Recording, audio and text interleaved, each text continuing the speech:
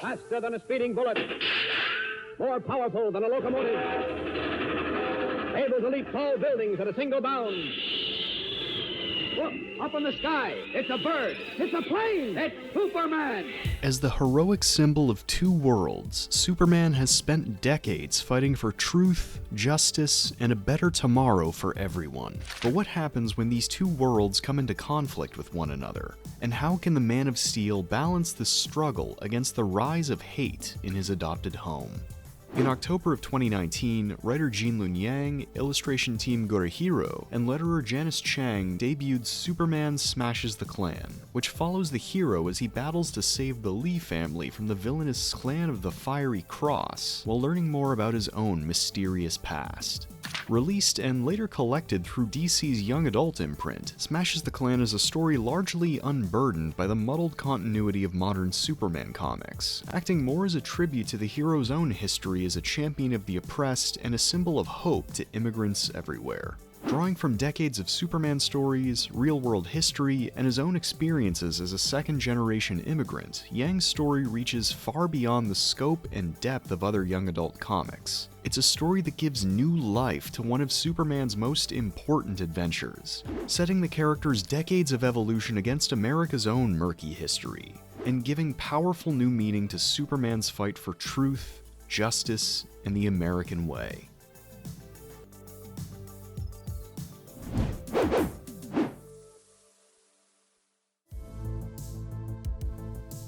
Despite countless think pieces today about how he's been forgotten or underserved by DC Comics, Superman has held a monolithic place in pop culture since his debut in 1938. Thanks to the massive success of Jerry Siegel and Joe Shuster's work on Action Comics, the character quickly began appearing in other media, including newspaper strips, animated theatrical shorts, and a long-running radio show titled The Adventures of Superman.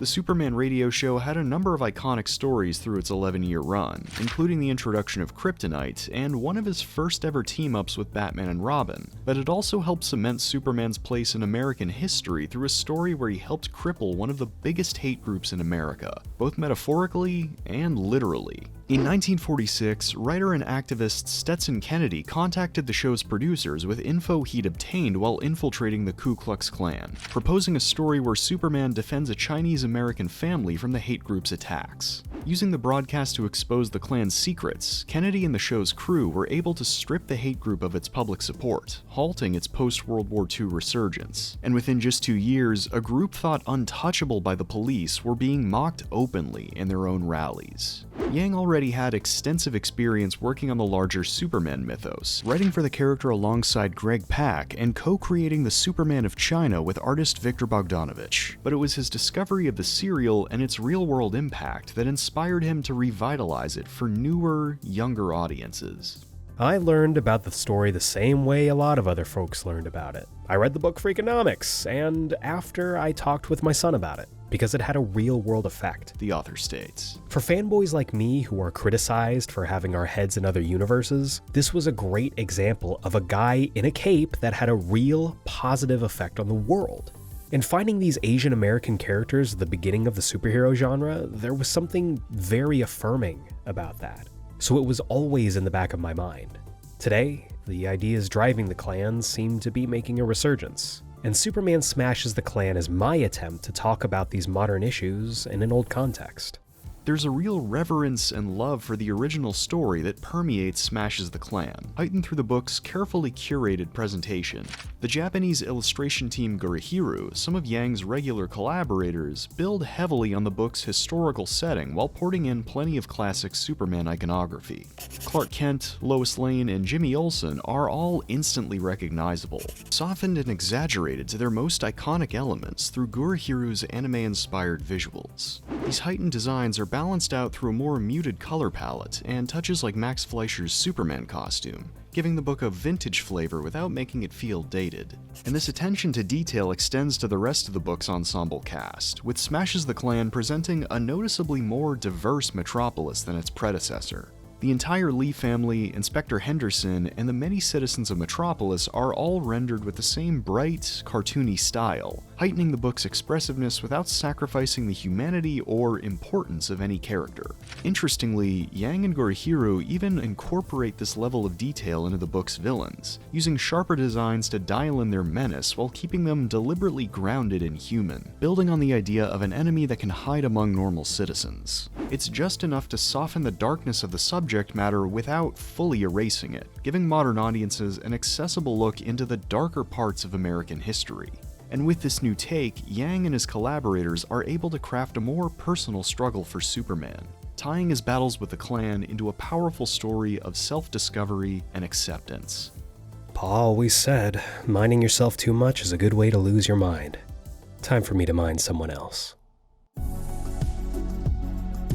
Smashes the Klan begins in the vein of countless Golden Age Superman stories, with the Man of Steel triumphantly taking down Nazi pulp villains like the Atom Man to the wonder of his friends Lois Lane and Jimmy Olsen. But after coming into contact with a strange green rock, Superman is plagued by disturbing visions, forcing Clark Kent to confront his own past as he defends the people of Metropolis from the Clan of the Fiery Cross. Much like its art and design, Smashes the Klan's story remains incredibly faithful to the original, with many of its characters and central plot beats crossing over into Yang and Gurihiru's update. After all, stomping racists is a time-honored tradition, one that Superman's had plenty of experience with. And while this attitude's just as present in both versions, Yang's reboot also manages to add plenty of depth outside of the central struggle, casting Superman alongside Tommy and Lan Xin and making a fairly straightforward battle into a deeper examination of the immigrant experience.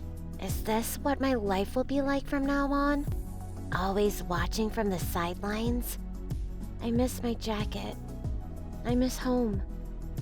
The subtext has been a part of the character's makeup since his creation, with creators Jerry Siegel and Joe Shuster channeling their backgrounds as both immigrants and Jewish men into a character whose otherness becomes his literal strength. And though the character's sci-fi underpinnings often lead to this subtext being downplayed or generalized, it also gave his struggles a more universal appeal, with readers from every walk of life seeing their own journeys reflected in the Man of Steel. As a kid, I was not a Superman fan. The first comic I had was a Superman comic because I wanted a Marvel comic, and my mom wouldn't buy it for me.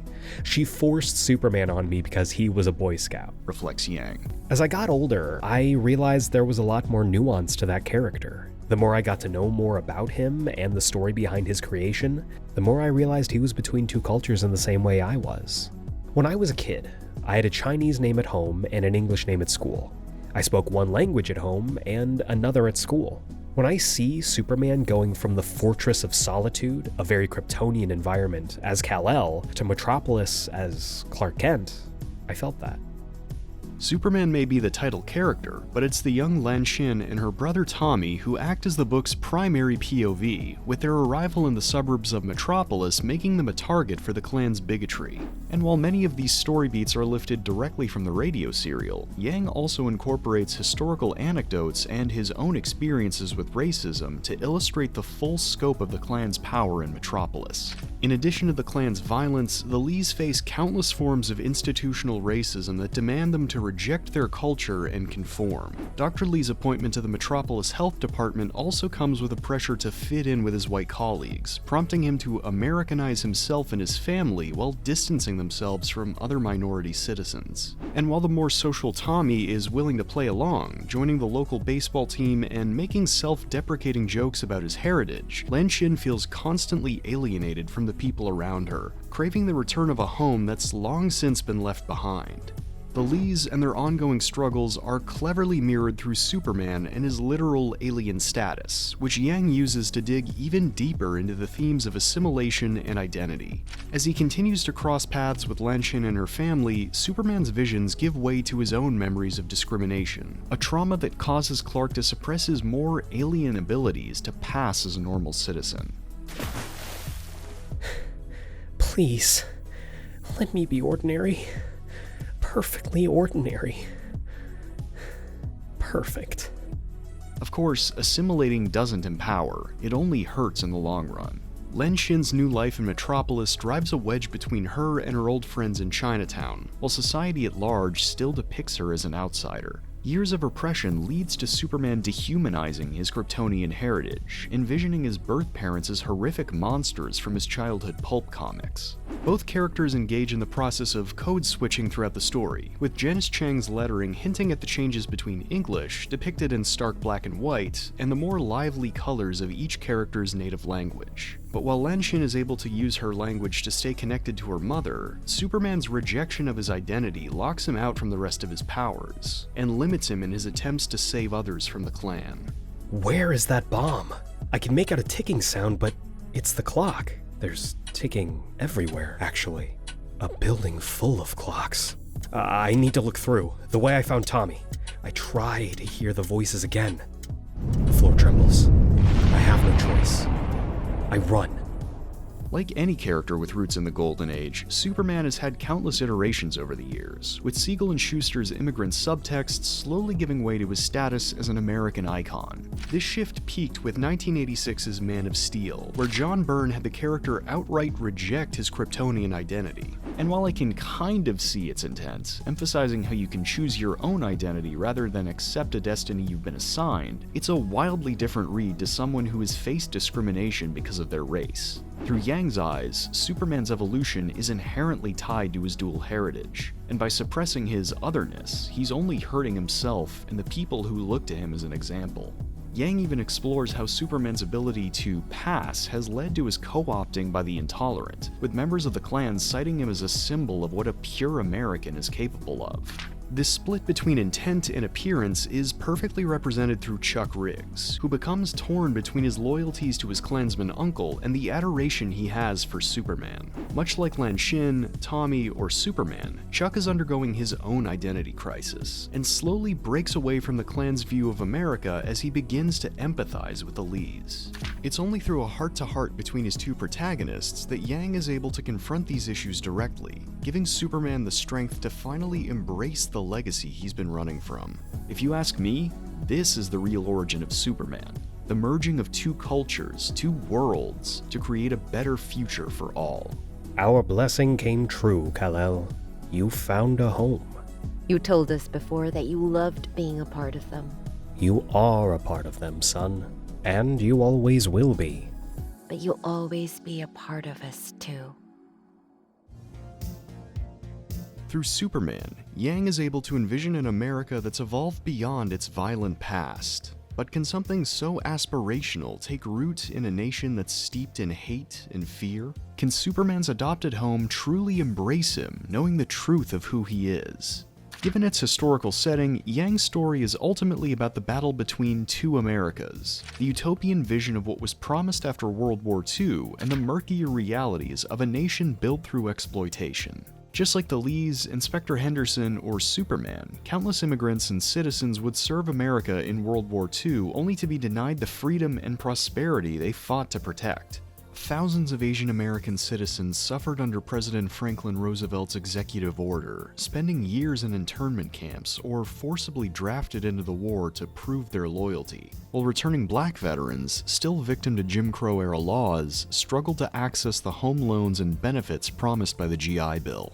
Yang's third act reveal that the Klan's hate crimes are just another means of keeping the status quo is less of a shocking twist and more of an acknowledgement of the historic evils that have plagued America. And fittingly, it's Superman and his aspirational nature that gave generations of creators the ability to confront these evils, with producer Bob Maxwell channeling his outrage at anti-Jewish bigotry into the Klan of the Fiery Cross. And years later, this same desire would inspire Yang to push back against anti-Asian bigotry in America.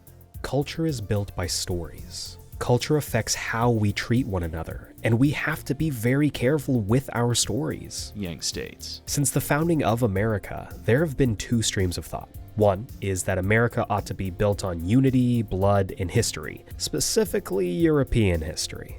The other stream was that America be built on unity through ideals, a commitment to the future. It seems like we've given up on that vision. We've lost faith that we can achieve unity through ideals rather than blood. That's what I hope readers of this book take away. There's no way we're going to separate into racial pockets. The only way to move forward is to respect diversity, respect people who are unlike us, and learn to live in a community. The hard truth at the heart of the story is that, like any nation, America isn't inherently good or evil. It's a land that must be won through acts of bravery and strength. As a character who is literally created to beat society's evils into submission, it's only natural for people to look at Superman as an easy answer to problems beyond their control. But outside of fiction, real progress isn't made by symbols. It's made by average citizens, journalists who spread the right message, activists who step in to help others, and people who renounce hate directly. The arc of history can bend towards justice, but only if we all do our part to guide it there. In a callback to the legacy of the original Superman serial, the climax to Yang's story is a perfect synthesis of the inspirational and the real, with the many citizens of Metropolis using their community to dismantle the Klan's power. Inspired by Superman's actions, Perry White uses the press to denounce the hate group. Jimmy's friendship keeps the Lees grounded in their new home, and Lois gives Lenshin the means to embrace and channel her authentic self.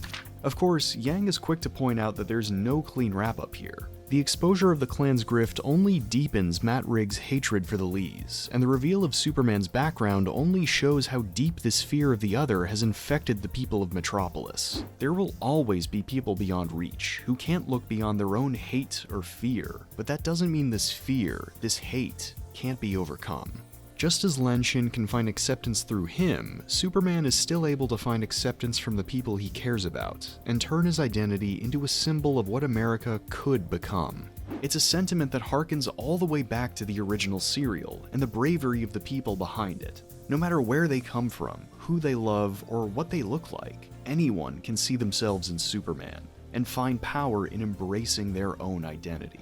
Like the nation he represents, the character of Superman has had a complicated history, and means countless things to countless people, but underneath it all lies an ideal that we can all aspire to. The idea that despite whatever our struggles, we can and will overcome them to grow into something better. Hate can take root anywhere at any time, and as it spreads, it can feel impossible to fully defeat. But these cycles can be broken. Each of our yesterdays may be different, but by embracing ourselves and each other, we can all build a better tomorrow together. My name is Lenshin Lee. I'm a cub reporter for the Daily Planet. I've worked hard to make Metropolis, the city of tomorrow, my home. Just like Superman.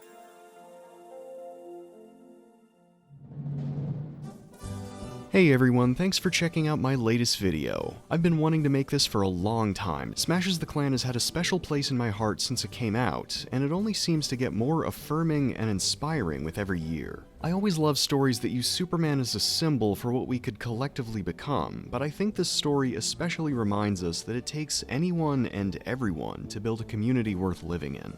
To take that symbol and make it into something real. If you like this video, please feel free to like, comment, share, and subscribe. Every little bit helps the channel out a lot. I'd also like to give a special thanks to Carol Ann Brenneman, The Comics Cave, Dom DeFelice, and my patrons, who are helping me to grow this channel and continue doing what I love, and hopefully what you love too. Until next time, stay safe, stay healthy, and do your part to build a better tomorrow for everyone.